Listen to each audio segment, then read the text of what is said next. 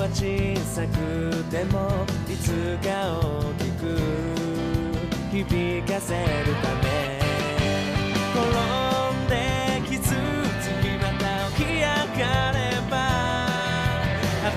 新しい景色が広がるから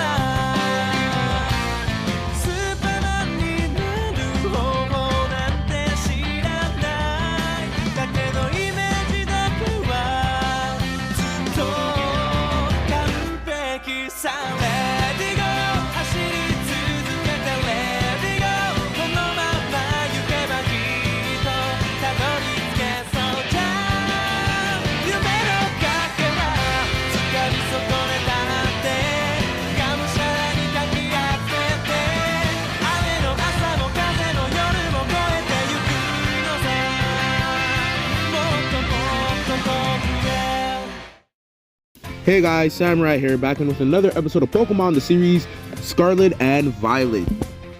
It's now been 1 week after the midterms and Ash can finally focus on his training full time, but before he can put all his efforts into that, he has to go meet his anonymous leaker in Lavencia, as Ash is really excited to nip this problem in the bud and go back to full-time training. Meanwhile, Koharu is driving towards the Tag Tree Thicket with Miraidon and Regina. They seem very confident to take on Team Star now that Dendra has given them the green light on their training. They don't want a repeat of what happened last time where Quillian had to come and save them as they were about to get overwhelmed by the Team Star members. This time they've trained and they're ready. Meanwhile, on the opposite side of Paldea, Go is driving with Koraidon and Arven. Go says that he's been studying and training all night preparing for this, as Arven talks about how confident Go sounds. Go says that he's just happy to be moving forward with his goal, which Arven agrees to. And not to mention, Koraidon's happy because he gets to eat another one of those tasty sandwiches, so you know, he's also very happy about this predicament that they're in. Meanwhile, at the Zero Institute, this is when the 4 admins of the Explorers finally meet Quillian and Chalice, Gita's 2 choices for the Zero Institute. This is when Gita tells them to all become acquainted with each other, as Quillian, Songo, and Amithio will all be classmates in the second year classes. Meanwhile, Spinel, Onyx, and Chalice are all in the 3rd year, and as a 3rd year, they're allowed to take internships, so most of their time will be spent here. Here's where we can cut to Koharu, who has just made it to the Tag Tree Thicket and is right on the border of the base. This is when she gets a call from Cassiopeia. Cassiopeia explains that if they're ready to take on this base, with the group agreeing to this, as Clive has made his appearance once again.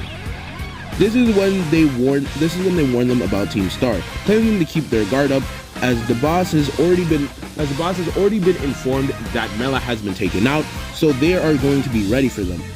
Cassiopeia explains that this base specializes in poison types, as their leader Atticus favors them. He was the one who designed the outfits for Team Star, so they shouldn't take him lightly. This is when the group hypes themselves up, getting ready to take on this trial, with all of them getting ready.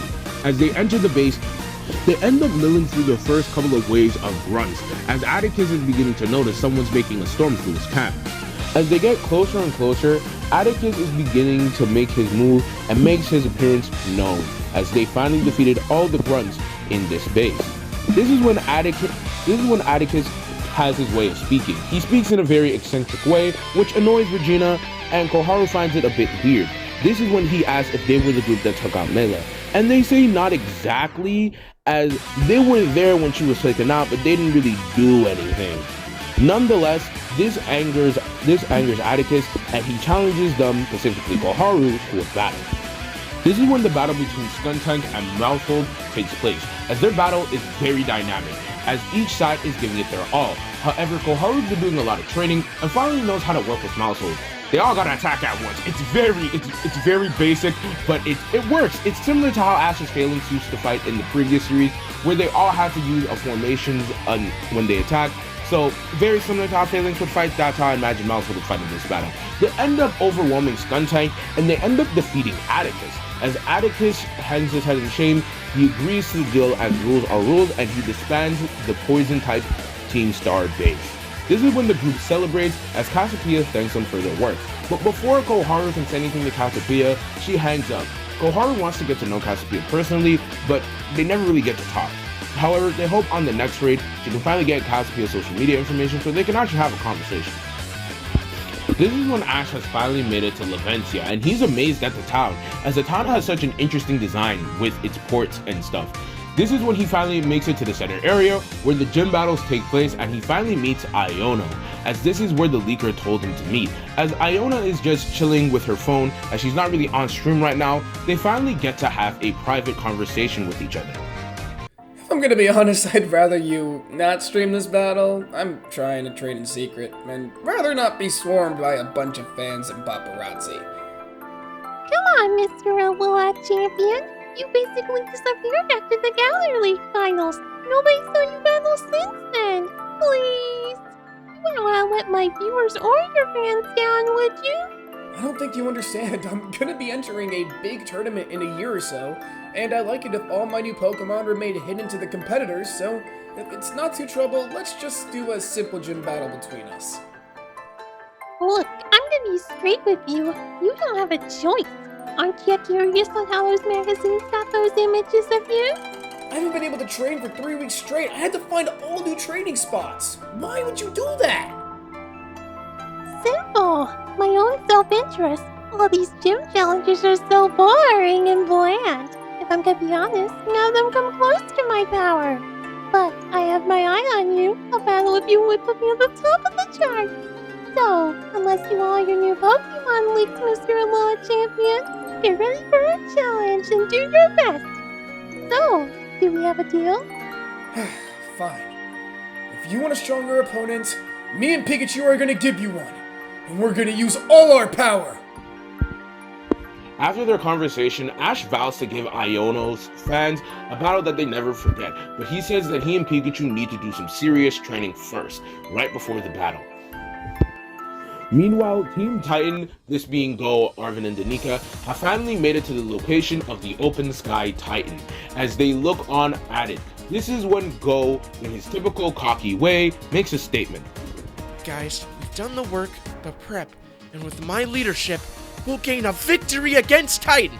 Danica challenges that statement, this causing Go to be embarrassed. Think of an interaction between Ash and Misty in OS. This is when Danica asks Arven to give the 411 on the Titan, as he's the only one with the actual information on it, despite the fact that Go has been studying. Alright then, let's see. So from what I gather, it seems like the Open Sky Titan lives somewhere up on this mountain. But there are all these crazy boulders raining down from the mountain too. It's going to be a little tricky to stand around and look for the Titan while dodging all those. We'll be sent flying if we get hit by a falling boulder, but maybe you could use Koraidon to power through, and then me and Danny can strike it down, and then you can join us. This is when Arven comes up with a plan that if Go can distract the Titan for long enough, he and Danica can easily sneak up and strike it down. This is when everyone agrees to the plan and Go makes his move. Danica and Arven follow suit, doing the plan to the T, as they are able to strike down the Open Sky Titan for long enough. As Arven and Danica end up confronting the Titan, this is when Go joins in on the battle, sending out his Electrike. Danica uses her Midlight Lycanroc, and it's quite the struggle. Danica says that the battle is reaching its breaking point, as a couple of minutes has passed with each side trading blows. Danica decides to terrestrialize her Pokemon and tells Lycanroc to hit the Pokemon with a Terra Blast. Arven decides to follow her lead and tells Nacli to cook him up and terrestrialize himself using a Rock Blast. Go decides to follow suit and uses the move Bite, terrestrializing his Electrike. This is when Electrike ends up learning a new move, being Thunderfang.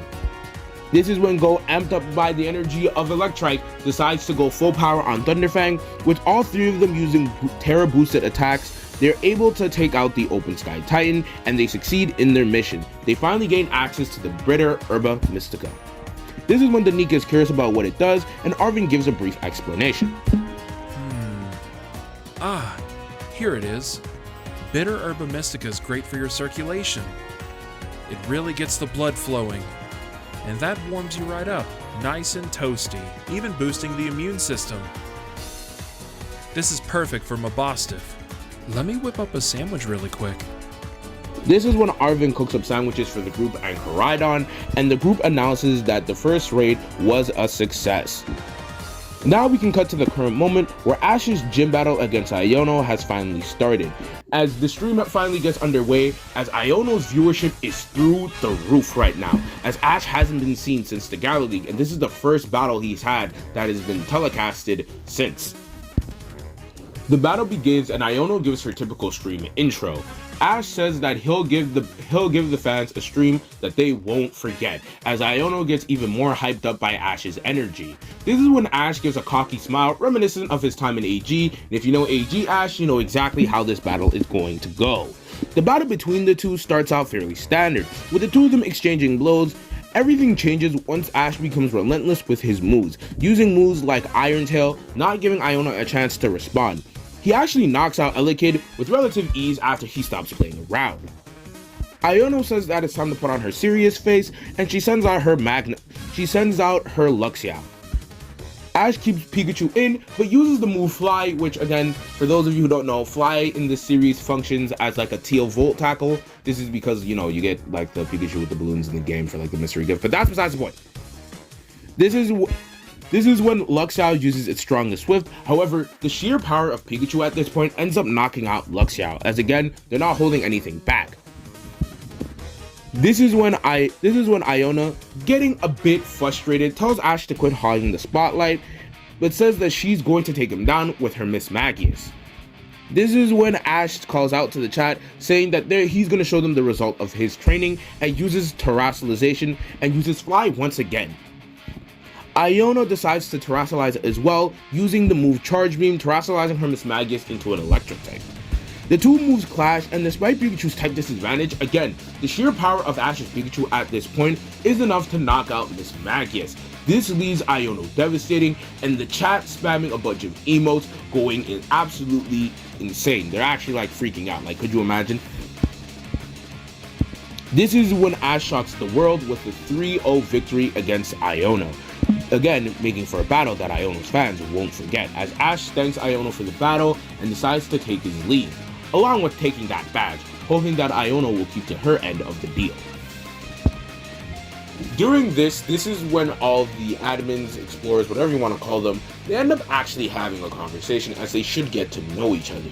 This is when Quillian and Amicio quickly establish somewhat of a friendly rivalry, believe it or not, as both of them respect each other's strength, as they co a quick rapport.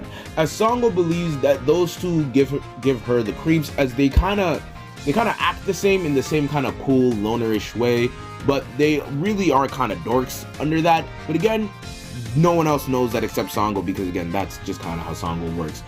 This is when we can cut to hours later. Iono is by herself, reminiscing about the battle she had with Ash, reminding her of another battle she had years prior. This was against the Academy All-Star, as the Academy All-Star has absolutely devastated Iono in this league battle. However, she was able to dig up some dirt about him, and she made it seem like the Academy All-Stars battles were all rigged, as she made it seem like all his battles were fixed.